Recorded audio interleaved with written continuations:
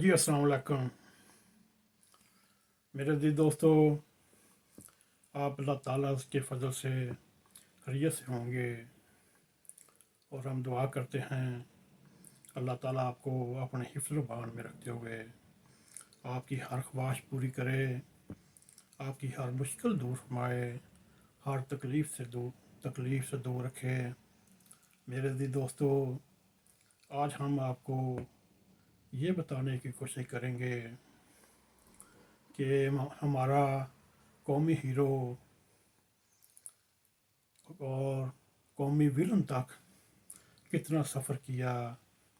سب سے پہلے میرے عزیز دوستو، ہم آپ کو یہ وضاحت کریں، ایک جب بچہ پیدا ہوتا ہے اپنے لڑپن پہ جاتا ہے، اس کی تربیت اس کی ماں باپ یعنی والدین کرتے ہیں۔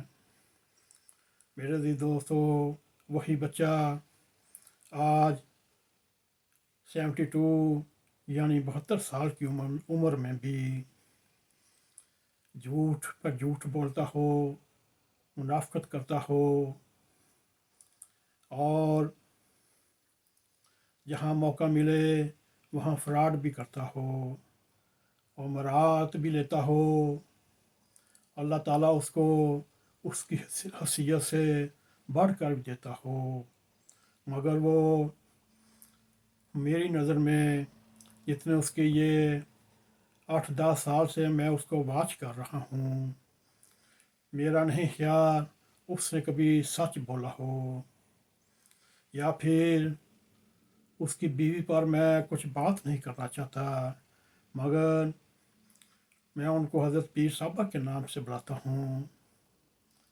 اگر وہ اسکالر مذہبی مفکر ہوتی، خان صاحب کو جھوٹ پر جھوٹ بولنے سے منع کرتی، وعدہ خلافی سے دور رکھتی اور غریبوں کے دکھ درد میں شامل ہونے کی تلقین کرتی۔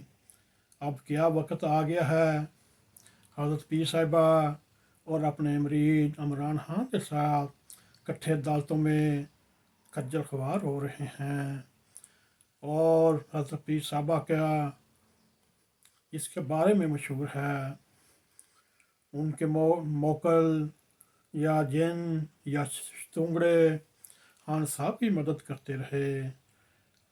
میرا بڑا ادب سے ان سے مطالبہ ہے، اب آپ کے شتونگڑے، آپ کے جن، آپ کے موکل کہاں ہیں؟ وہ خان صاحب کی مدد کیوں نہیں فرما رہے؟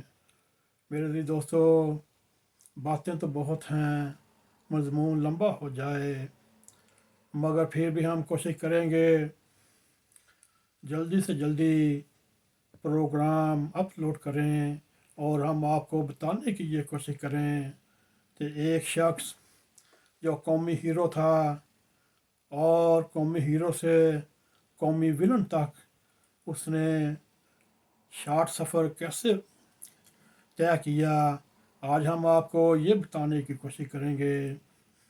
اس وقت پاکستان میں سائفر کی بات ہو رہی ہے۔ بات یوں ہے، جب سائفر آیا FII نے تحقیقات کرنا شروع کی تو خان صاحب نے لاہور ہائی کورٹ سے اسٹے لیا، اور خان صاحب نے سمجھا رات گئی بات گئی والا مسئلہ، مگر 1.5 سال کے بعد لاہور ہائی کورٹ نے خان صاحب کا اسٹے ختم کر دیا اور FII کو تحقیقات کرنے کی اجازت دی۔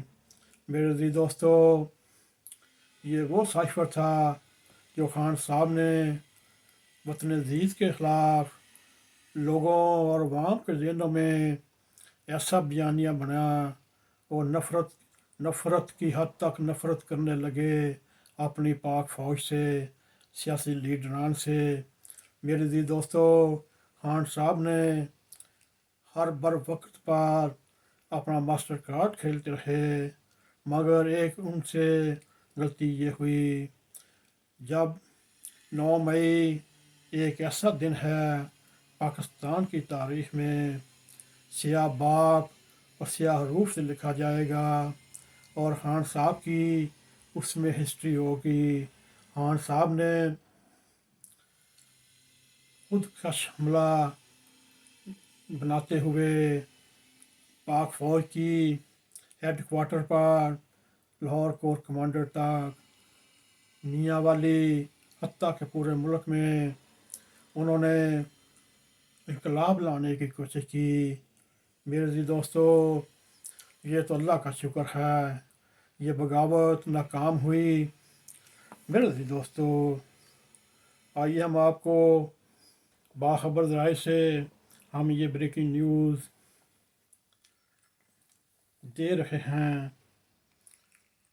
ٹی ٹی پی تحریک پاکستان طالبان کو عمران خان نے الیکشن رکوانے کا حکم دے دیا، اور اسے کہا گیا حقیقی آزادی کے لیے ہر مخالف کے جلسے جلوس پر دستی بم پھوڑو، دستی بم پھینکو، تاکہ ان کی انتخابی مہم ختم ہو جائے اور لوگ جلسوں پہ آنا بند کر دیں۔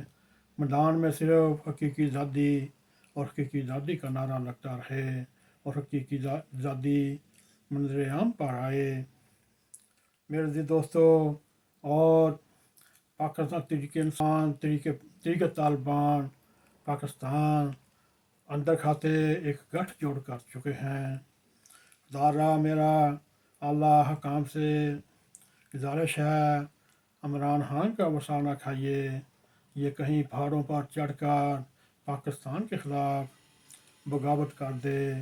یہ اسٹیبلشمنٹ کے لیے بھی، امن و امان قائم کرنے والے اداروں کے لیے بھی ایک اہم سوال ہے۔